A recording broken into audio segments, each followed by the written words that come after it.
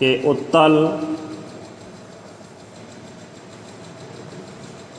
उत्तल दर्पण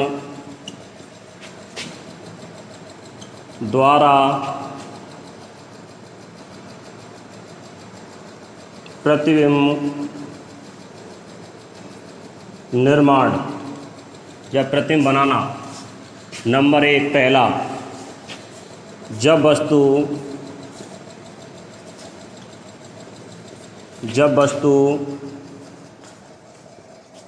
अनंत पर स्थित हो। देखिए,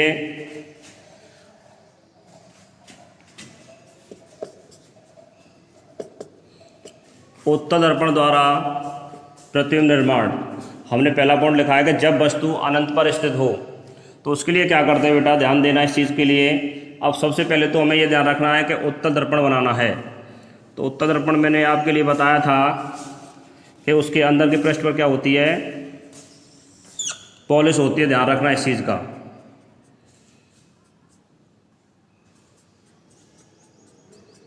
ये अंदर के पृष्ठ पर पॉलिश हो गई और ये हमारा मुख्य अक्ष हो गया।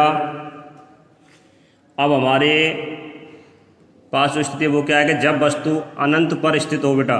तो जब वस्तु हमारी कहाँ स्थित हो, अनंत पर स्थित हो। ये तो मैं तुम्हारी जो बुक है उससे अलग डायग्राम बना रहा हूँ, एक तुम्हारी बुक वाला बनाऊँगा। तो यहाँ आपका फोकस है और ये आपका वक्रता केंद्र है और ये आपका ध्रुव है। तो ये आपकी प्रकाश किरण आ रही है। मैंने तुम्हें बताया था कि प्रतिबिंब बनाने के लिए कम से कम 2 किरणों का होना बहुत ज़रूरी है। किरण तो बहुत सारी हज़ार लाखों में आती हैं, लेकिन हमारे लिए 2 किरण का होना बहुत ज़रूरी है। तो अब हम आगे इसमें बढ़ते हैं। देखिए कि ये हमारी जो किरण आ रही है ये हमारी पार तो जाएगी नहीं, क्योंकि यहाँ पॉलिश हो रही है रजत धातु की। अब इससे टकरा के वापस जाएगी तो जाना कहाँ होता है, इसको फोकस से होके जाना होता है। तो फोकस में बेटा हम डेड डैश कर देंगे, क्योंकि हम सीधी रेखा नहीं खींचेंगे, उसको डेड डैश से दर्शाना पड़ेगा, क्योंकि काल्पनिक है ये। और इसको हम यहीं से ऐसे करके मोड़ देंगे इसको। ध्यान रखना, एरो का साइन लगाना बहुत ज़रूरी है। एरो का साइन आप भूल मत जाना। अगर एरो का साइन आप भूल गए तो आपका डायग्राम गलत हो जाएगा। इस चीज़ का आप विशेष ध्यान देना। तो ऐसे बेटा हम डेड डैश करके इसको मिला देंगे। तो हमारा जो प्रतिबिंब बनेगा वो फोकस पर बनेगा, सीधा बनेगा, आभासी बनेगा, बहुत छोटा बनेगा। इस चीज़ का ध्यान रखना। और ये चीज़ आपकी समझ में आ गई या नहीं आई भाई? कोई ऐसा बच्चा तो नहीं जिसकी समझ में नहीं आई हो? हाँ भाई, कोई ऐसा स्टूडेंट तो नहीं, सबकी समझ में आ गया ये? बोलो भाई। चलिए आगे चलते हैं हम। आगे और तुम्हारी बुक का डायग्राम बनाते हैं हम। जो तुम्हारी बुक में डायग्राम दे रखा है उसको देखिए आप। डायग्राम ये भी सही है, डायग्राम तुम्हारी बुक वाला भी सही है। इस चीज़ का ध्यान रखना विशेष।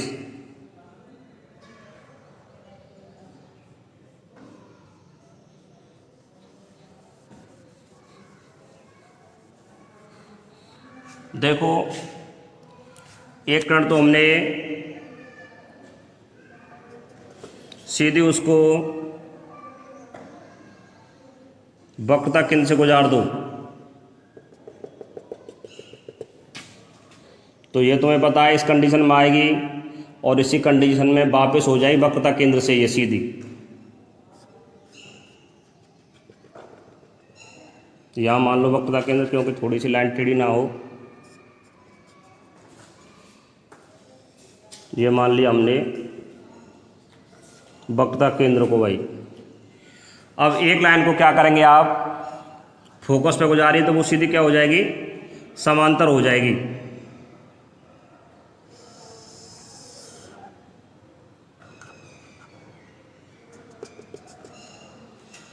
तो ये क्या हो जाएगी, सीधी समांतर आ जाएगी। ध्यान रखना इस चीज़ का। मैंने तुम्हें बताया था कि कोई किरण जाती है हमारी, जब फोकस से होकर निकालते तो वो सीधी क्या हो जाती है, समांतर हो जाती है। तो इसको डेटेस करके यहाँ बढ़ा दो आप, तो लगभग इसका जो प्रतिबिंब बनेगा वो आपका फोकस पर ही बनेगा। इस चीज़ का ध्यान रखना। इसको पीछे बढ़ा दें क्योंकि इसका जो प्रतिबिंब बनेगा वो फोकस पर ही बनेगा, ध्यान रखना। अब तुम कह रहे थे अभी कि सर अभी तो बिंदुवत बता रहे थे आप, अब तो प्रतिबिंब इतना बड़ा हो गया, लेकिन बेटा अनंत पे वस्तु रखी है तो उसकी अपेक्षा तो ये बिंदुवत ही है उसके आकार में, तो ये ठीक है भाई। ये आपका प्रतिबिंब बन गया। तुम्हारी बुक में जो डायग्राम दे रखा है ये डायग्राम दे रखा है, समझ में आ गया भाई सबकी में? किसी को कोई परेशानी? हाँ भाई, किसी को कोई परेशानी? किसी को कोई दीपिका, गीतम? चलो आगे देखिए। अब दूसरा पॉइंट क्या है बेटा?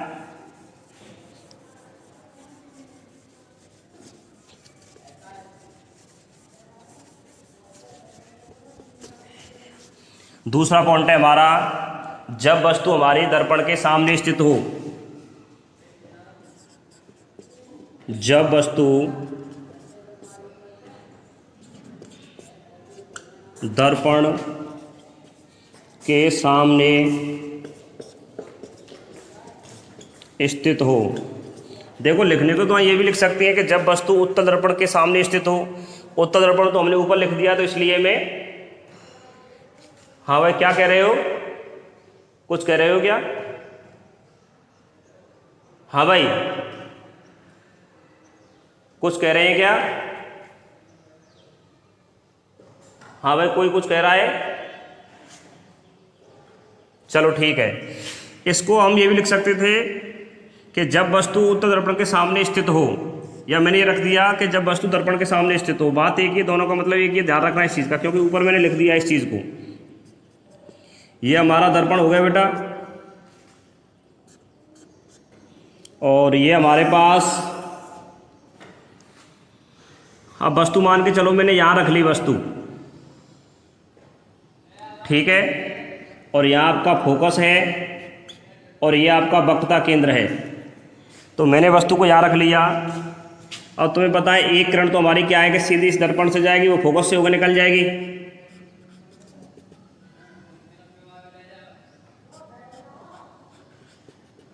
तो ये तो बेटा ऐसे निकल गई हमारी। अब एक को तुम अगर चाहें, इसकी अब दो कंडीशन, दो डायग्राम बनवाऊंगा मैं इसको। एक को अगर भले ही तुम चाहें तो इसको तुम यहाँ होकर निकाल सकते हो, ध्रुव से होके।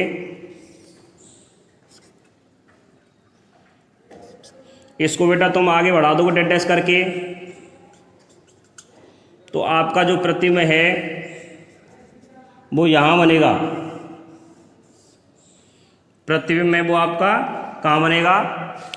ध्रुव और फोकस के बीच में प्रतिबिंब बनेगा आपका। ध्रुव और फोकस तल के बीच में प्रतिबिंब बनेगा, सीधा बनेगा, आपका आभासी या काल्पनिक बनेगा, वस्तु से छोटा बनेगा। ये चीज़ ध्यान रखना। हाँ भाई ये चीज़ क्लियर हो गई? किसी को कोई डाउट? हाँ भाई बोलिए, किसी को कोई डाउट तो नहीं है? हाँ भाई किसी को कोई डाउट तो नहीं है? नहीं है। चलो साहब, अब देखो दूसरा डायग्राम कैसे बनेगा इसका बेटा। दूसरा डायग्राम मैं इसी में बना रहा हूँ, इसी का ये दूसरा भी डायग्राम। इसको यहाँ से ना गुजार के, एक को तो गुजरे रहने दो ऐसे ही। अब ये तुम्हारी बुक का डायग्राम है, ध्यान रखना। तो इसको मैं कहाँ से गुजार रहा हूँ? वक्रता केंद्र से ले रहा हूँ बेटा सीधी मैं इसको।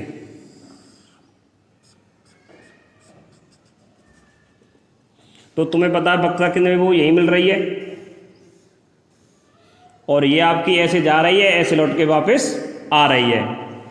तो आपका जो प्रतिबिंब तो आपका वहीं बन रहा है जहाँ उसको बनना था। हमारा ध्रुव और फोकस तल के बीच में प्रतिबिंब बन रहा है। इसमें कोई, किसी को कोई दिक्कत हो तो बताइए। अब मैंने ये किरण कहाँ से गुजार दिया? वक्रता केंद्र से। तुम्हें पता है वक्रता केंद्र की क्या कंडीशन होती है? जैसे जाती है वैसे ही लौट आती है। हाँ भाई किसी को कोई परेशानी? किसी को कोई परेशानी? चलिए अब देखो यहाँ तक तो तुम्हारी बात थी एक 10th लेवल की। अब यहाँ के बाद जो शुरू होती है कहानी वो होती है तुम्हारे 12th लेवल की, तो उसमें आप विशेष ध्यान दें। अब हमारी जो अगली हेडिंग है वो है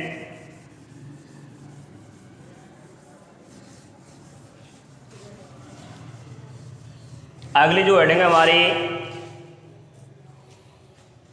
अवतल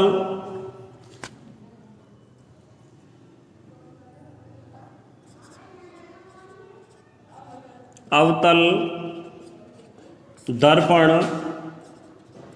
द्वारा वक्रता त्रिज्या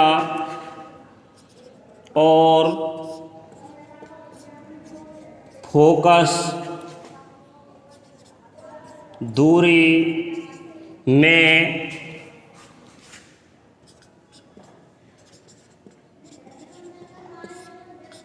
संबंध।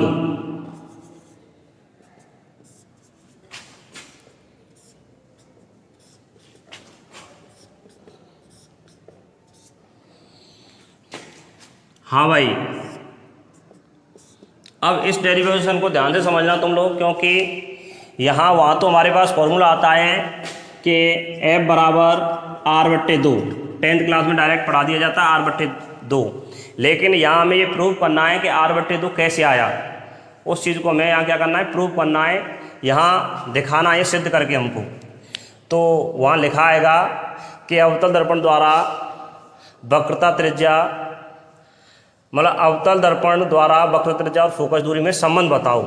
अब ऐसे ही अवतल की जगह पे उत्तल भी लिखा आ सकता है कि अवतल दर्पण द्वारा वक्र त्रिज्या और फोकस दूरी में संबंध बताओ, या ऐसे आ सकती है ये हेडिंग तुम्हारी कि वक्र त्रिज्या और फोकस दूरी में संबंध बताओ अवतल दर्पण के लिए। इसके 3-4 तरीके से आ सकता है क्वेश्चन, आप ध्यान रखना इस चीज़ का। ये अवतल दर्पण जो मैंने आगे लिखा है ये आपका पीछे भी लिखा सकता है। यहाँ आ सकता है कि वक्रता त्रिज्या और फोकस दूरी में संबंध बताओ जब दर्पण हमारा अवतल हो, या ऐसे कह सकता है वो कि वक्रता त्रिज्या और फोकस दूरी में संबंध बताओ जब हमारा दर्पण उत्तल हो। तो यहाँ ध्यान दीजिए, तो ये हमारे पास कोई अवतल दर्पण है बेटा,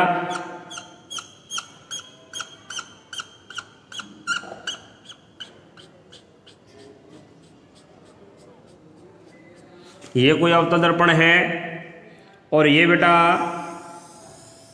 मुख्य अक्ष है। ये मुख्य अक्ष पर तुम्हारा यहाँ P बिंदु है, यहाँ आपका फोकस है और यहाँ आपका वक्रता केंद्र है। इतनी चीज़ समझ में आ गई भाई? किसी को कोई डाउट? हाँ भाई, किसी को कोई डाउट तो नहीं है? चलिए, अब हमारे पास कोई प्रकाश किरण अनंत से आ रही है, वो दर्पण से टकरा गई, तो इसको नाम दे देते हैं हम OA। ये हमारी क्या है, प्रकाश किरण है। ये प्रकाश किरण है, यहाँ A बिंदु से आके टकरा गया। अब तुम्हें पता है ये कहाँ होके जाएगी, हमारी फोकस से होके जाएगी बेटा। तो ये फोकस से होके जाएगी, तो इसको फोकस से होके गुजारिए आप। ये गुजर गई फोकस से होके, आपकी ये फोकस से होके गुजर गई। ठीक है भाई। अब यहाँ तुम्हें पता है कि इसके बीच में हमारे पास अब एक वक्रता केंद्र से अवलंब को मिलाएंगे। तो एक चीज़ ध्यान रखो, जब हमारा कोई गोलीय पृष्ठ होता है तो उसका जो अवलंब होता है, ध्यान रखना, उसका केंद्र से होता है। उसका जो अवलंब बनाते हैं हम, अवलंब खींचते हैं, वो हमेशा ध्यान रखना बेटा गोलीय पृष्ठ के केंद्र से चलता है। या इधर लो या इधर लो या इधर लो या इधर लो या इधर लो, कहीं भी लो आप, जो आपका अवलंब चलेगा वो हमेशा कहाँ से चलेगा, गोलीय पृष्ठ के केंद्र से चलेगा। तो ऐसे हमने जो किरण हमारी आई, तो यहाँ इसका सेंटर पॉइंट हो गया, तो यहाँ इसका केंद्र हो गया बेटा, यहाँ से चलेगा। तो हमारे पास ये जो आपकी सी या ए सी जो आपकी किरण होगी ये आपका क्या होगा, अविलंब होगा बेटा। ये इसको तुम आगे बढ़ा सकते हो, पीछे भी कोई दिक्कत वाली बात नहीं है आप, क्योंकि हमने डेड टेस्ट करके बनाया है तो यहाँ आपकी ए बिंदु तो है ही है।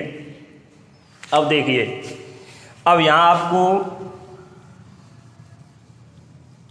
परावर्तन का जो नियम है वो याद होना चाहिए कि ये हमारी एक तरीके से आपतित किरण है और ये परावर्तित किरण है। तो आपतित किरण द्वारा हमारा क्या बनता है, आई एंगल बनता है, और परावर्तित किरण द्वारा बनता है हमारा आर एंगल। चलो सब ठीक है। अब देखिए कि आई आर हमारे जो परावर्तन का नियम कहता है कि आपतन कोण और परावर्तन कोण कैसे होते हैं, हमारे दोनों बराबर होते हैं। लेकिन यहाँ हमें डेरिवेशन सिद्ध करनी है तो बेटा इसलिए हमें डेरिवेशन सिद्ध करनी है, इसलिए हम क्या मानेंगे, इनको दोनों को थीटा थीटा मान लेंगे बेटा। क्या मान लेंगे इनको, इसको भी थीटा मान लेंगे और इसको भी थीटा मान लेंगे। अब आपने एक चीज़ पढ़ी होगी मैथमेटिक्स में कि यहाँ जेड की आकृति बने, जेड की आकृति बने वहाँ एकांतर कोण होते हैं हमारे। जैसे ये कोण हमारे थीटा है तो ये कोण भी हमारा क्या होगा, थीटा होगा।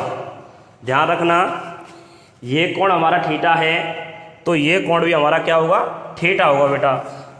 तो देखो ये जेड की आकृति बन रही है ये वाली, तो इसका मतलब ये थीटा है तो ये क्या होगा हमारे पास, ये थीटा होगा। ध्यान रखना इस चीज़ का। हाँ भाई, यहाँ तक किसी बच्चे को कोई परेशानी, किसी बच्चे को कोई परेशानी?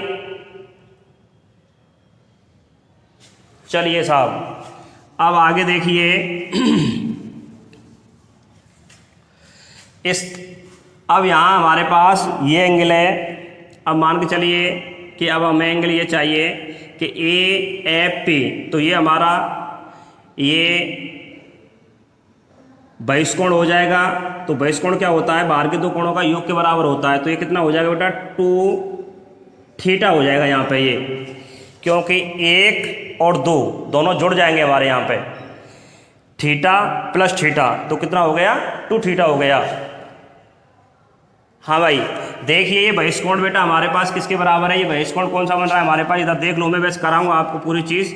ए F P, A F P बेटा हमारे पास किसके बराबर हो रहा है, एक तो हो रहा है सी कोण सी ए एफ प्लस अब हो रहा है कोण ए सी एफ। हो रहा है कि नहीं हो रहा है बताइए, ये इसके टोटल के बराबर ये आपका बहिष्कोण है कि नहीं है? हाँ भाई बोलिए, हाँ भाई बताइए, किसी को कोई परेशानी? बहिष्कोण का मतलब होता है कि अंदर के दो कोण बाहर के कोण के योग के बराबर होने चाहिए। किसी को कोई परेशानी तो नहीं है? ठीक है, चलिए आगे। अभी मैं ये सारी चीज़ लिखने वाला हूँ आपके लिए, पहले मैं समझा दूँ आपको एक बार। अब देखिए, तो ये चीज़ हमारी क्लियर हो गई भाई। अब यहाँ से एक इस पे बेटा लंब डाल दो, ये हमने लंब डाला इस पे, इसको नाम दे दो आप n। अब आपको पता है ये चीज़ मैं आपको लिखा चुका था पहले कि वक्रता केंद्र तक की जो दूरी होती है वो हमारी क्या होती है, कैपिटल R होती है। ये आपको मैं बता चुका था पहले। और यहाँ से लेके यहाँ तक की जो दूरी होती है, ध्रुव तक की, फोकस से लेके ध्रुव तक की दूरी होती है बेटा, उसको कहते हैं हम फोकस दूरी। ध्यान रखना, फोकस दूरी को स्मॉल एफ से दर्शाते हैं, और वक्रता जो वक्रता त्रिज्या हमारी उसको कैपिटल R से दर्शाते हैं। ये हमारा दर्पण है M1 और M2। अब ये बताइए कि किसी बच्चे को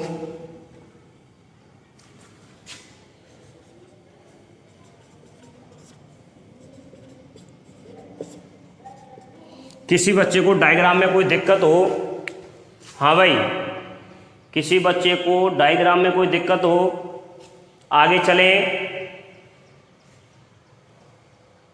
किसी को कोई दिक्कत नहीं है? लोकेश कुमार, दीपिका, चलिए बेटा आगे।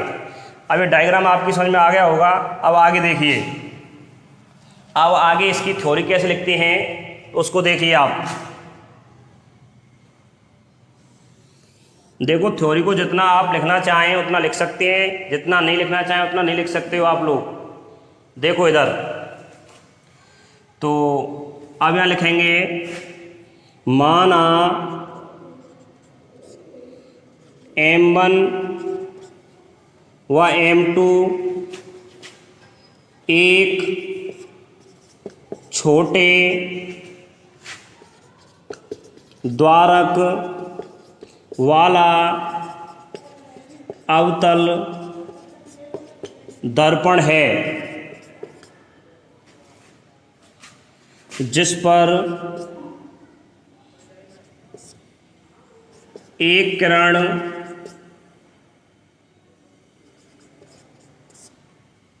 OA आपतित है, जो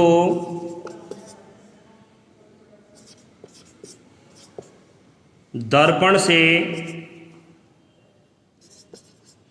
टकराकर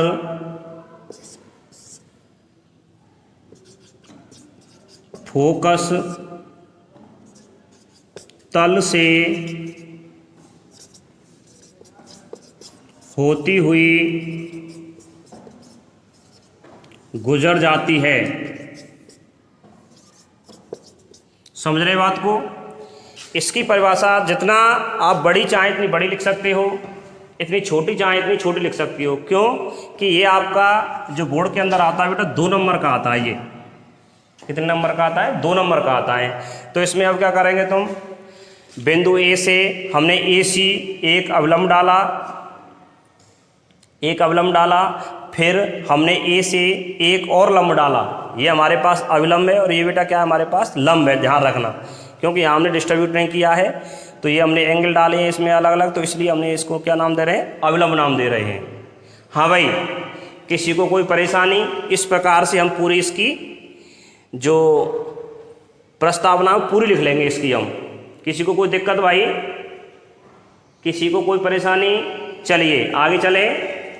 किसी को कुछ नोट करना है? किसी को कुछ नोट तो नहीं करना है? और ये चीज़ ध्यान रखना, ये चीज़ हम इसके हिसाब से चलते हैं, डायग्राम जो होता है उस हिसाब से इसको डिफाइन करते हैं। अगर ये हम अपनी तरफ से इसको अगर आप अपनी तरफ से भी लिख देंगे तो भी आपके में कोई त्रुटि नहीं होगी, ध्यान रखना इस चीज़ का। समझ रहे मेरी बात को? अगर आप इसको अपने हिसाब से लिख देंगे, जैसे हमने अपने नोट्सों में दिखाया है उस हिसाब से ना लिख के अपने हिसाब से भी लिख दोगे तो आपका गलत नहीं होगा। मेन चीज़ है डायग्राम आपका सही होगा तो आपका जो डिफाइन है वो भी बहुत अच्छी तरीके से ही होगा, ठीक है, लेकिन डायग्राम सही होना चाहिए। चलिए अब आगे देखिए भाई,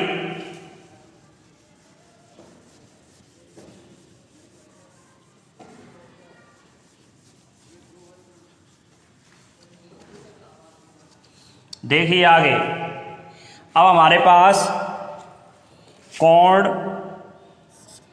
OAC बराबर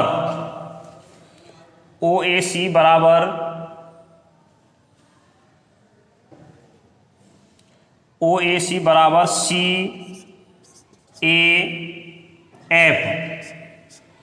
कैसे हैं ये हमने लिखे हैं परावर्तन के नियम से। किससे लिखे हैं बेटा? ये परावर्तन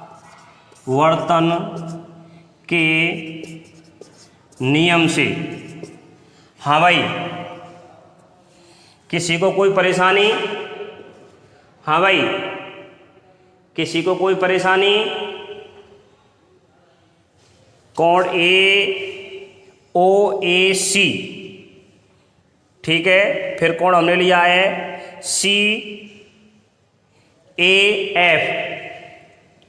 किसी को कोई परेशानी? ठीक, आगे चलिए। अब देखिए हमारे पास ये कोण, हमारे पास कोण OAC बराबर हमारे पास कोण है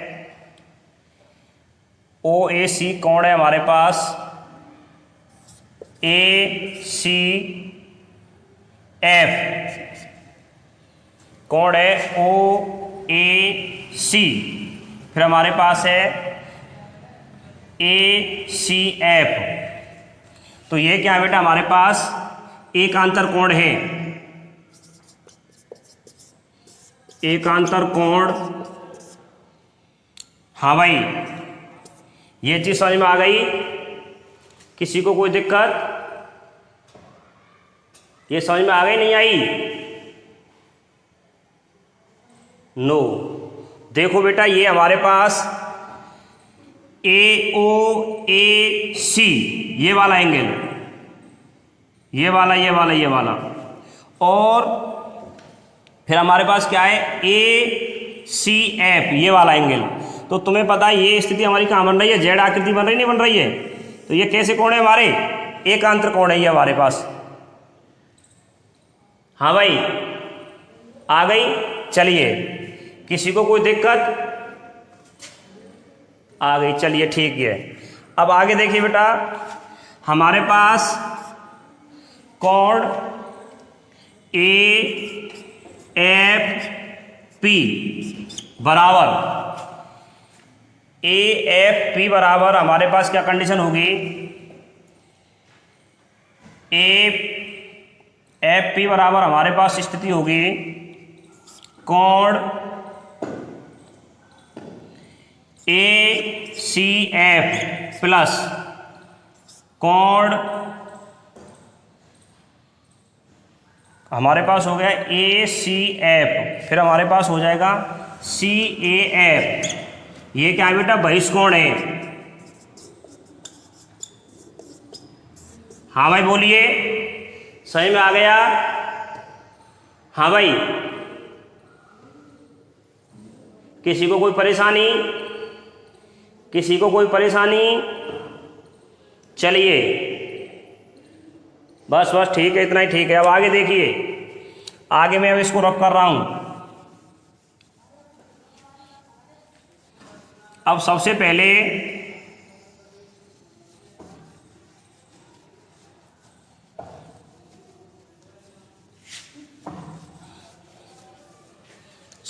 लेंगे बेटा अब हम त्रिभुज।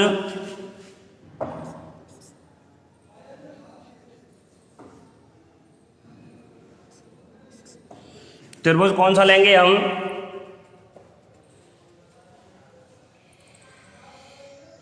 ए सी एन से, ए सी एन से, ए सी एन से। तो ए सी एन से लेंगे बेटा हम, तो इसके लिए टेन थीटा लेंगे। टेन थीटा बराबर हमारा क्या होता है, आप जानते होंगे, लाल बट्टे कक्का, लाल बट्टे कक्का। ये हमारा एस होता है, सी होता है, टी होता है, साइन कोस टेन। तो हमें टेन लेना है, टेन बराबर होता है लंब बट्टे आधार। तो देखिए हमें क्या लेना है, हमारे पास लंब क्या है भाई, ए एन। ए एन हमारे पास लंब है, और आधार क्या है हमारे पास, आधार है हमारे पास सी एन। ठीक है, हमारे पास लंब है ए एन और आधार क्या है हमारे पास सी एन। किसी को कोई परेशानी भाई?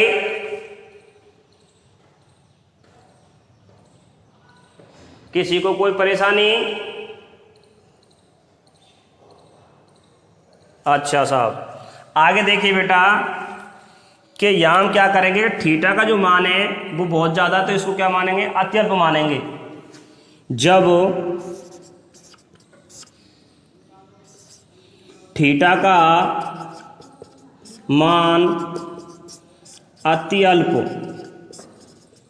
हो तो हम मानेंगे टेन थीटा सर्वांग सम थीटा के बराबर मान लेंगे। इस चीज़ को ध्यान रखना। फिर यहाँ से टेन थीटा हट जाएगी, हमारे किसके बराबर मान लेंगे, थीटा के बराबर मान लेंगे। तो थीटा बराबर हो जाएगा हमारा ए एन बट्टे सी एन, समीकरण नंबर 1। हाँ भाई,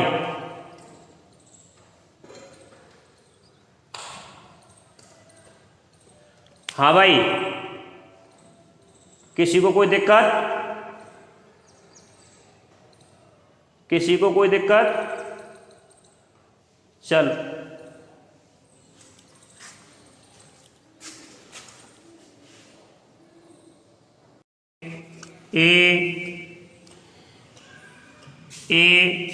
ANF से, ठीक है, ANF से लेंगे।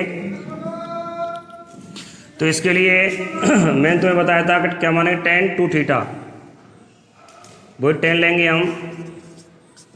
इसका क्या होगा हमारे पास,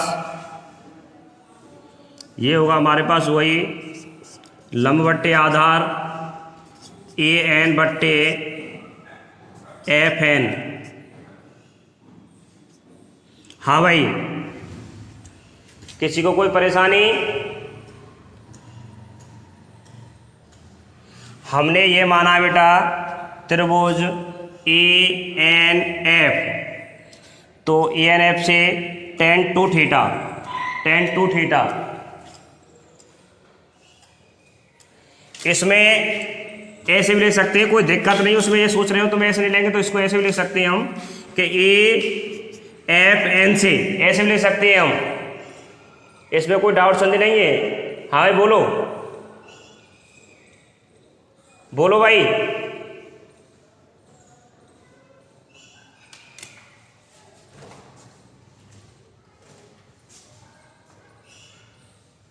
नो डाउट, किसी को डाउट कोई? देखो बेटा, ऐसे भी ले सकते थे हम, कोई परेशानी वाली बात नहीं, लेकिन ऐसे भी ले सकते हैं, AFN भी ले सकते हैं, कोई परेशानी वाली बात नहीं, ठीक है। हाँ भाई, समझ में आ गया? चलो ठीक है। अब देखिए इसके लिए हम क्या लेंगे, वही tan थीटा का मान क्या है, अति अल्प, अति अल्प है, ठीक है। तो tan 2 थीटा हमारा किसके अकॉर्डिंग हो जाएगा, 2 थीटा के बराबर हो जाएगा हमारा ये। तो 2 थीटा बराबर क्या हो जाएगा हमारा, AN बट्टे FN, समीकरण नंबर 2। हाँ भाई, किसी को कोई परेशानी?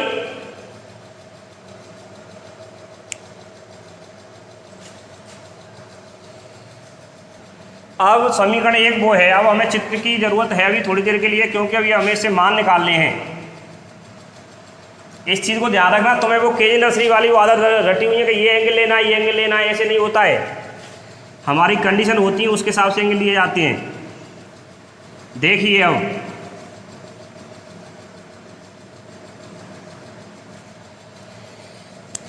समीकरण किसी में किसी का भाग दे दो, समीकरण 1 में समीकरण 2 का भाग देने पर, अब देखिए हमने कौन से में दे रहे हैं, हम समीकरण 1 में दे रहे हैं समीकरण 2 का। तो थीटा बट्टे 2 थीटा बराबर AN बट्टे CN बट्टे AN बट्टे FN। अब यहाँ के बाद बेटा इसको यहाँ से रफ कर दो। अब देखिए थीटा से थीटा कट गया, AN से AN कट गया तुम्हारा, तो 1/2 बराबर हमारा आ गया FN बट्टे CN। अब देखो इस दर्पण को आप सीधा करोगे तो ये बिंदु आपकी ये कहलाएगी P के निकट ही है। ये जो N आपका जो बिंदु है वो P के निकट है, तो N ना मान के N की जगह पर क्या मान लेंगे हम, P मान लेंगे। ध्यान रखना इस चीज़ का, इसको हम क्या मान लेंगे, P मान लेंगे। तो FN की जगह पे क्या मान लेंगे, यहाँ लिखेंगे। लिखना चाहते हो एक लाइन लिख भी सकते हो आप लोग, लिखना चाहे तो लिख भी सकते हो, उसमें कोई वो नहीं है। कैसे लिखना चाहोगे उसको देखो आप।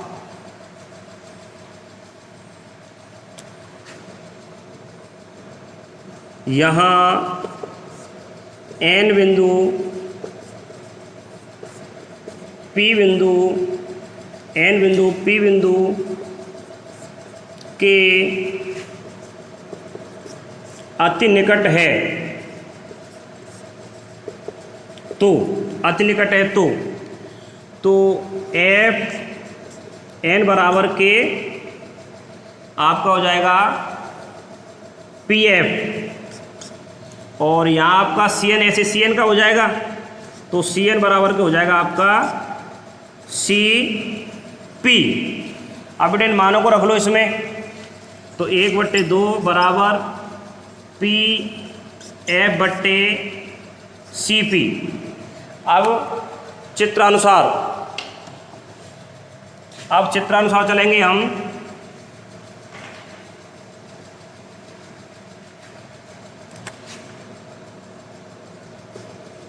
चित्रानुसार क्या है कि इनके मान रखेंगे 1/2। तुम्हें पता है कि पी एफ फोकस दूरी जन्मापी जा रही है तो किसकी होती है? अवतल दर्पण में जो फोकस दूरी होती है वो माइनस की होती है, और त्रिज्या भी तुम्हारी किसकी होती है? वो भी तुम्हारी बेटा माइनस की होती है।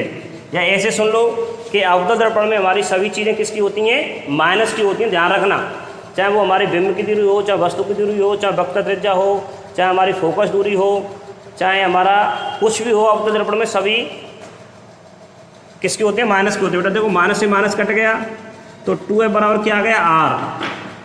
तो आर बराबर हमारा क्या आ गया भाई? वो f बराबर हमारा क्या आ गया? r/2। ठीक है, यही फॉर्मूला हमको क्या करना था? फॉलो करना था भाई। ठीक है, यही फॉर्मूला हमको निकालना था, f बराबर r/2।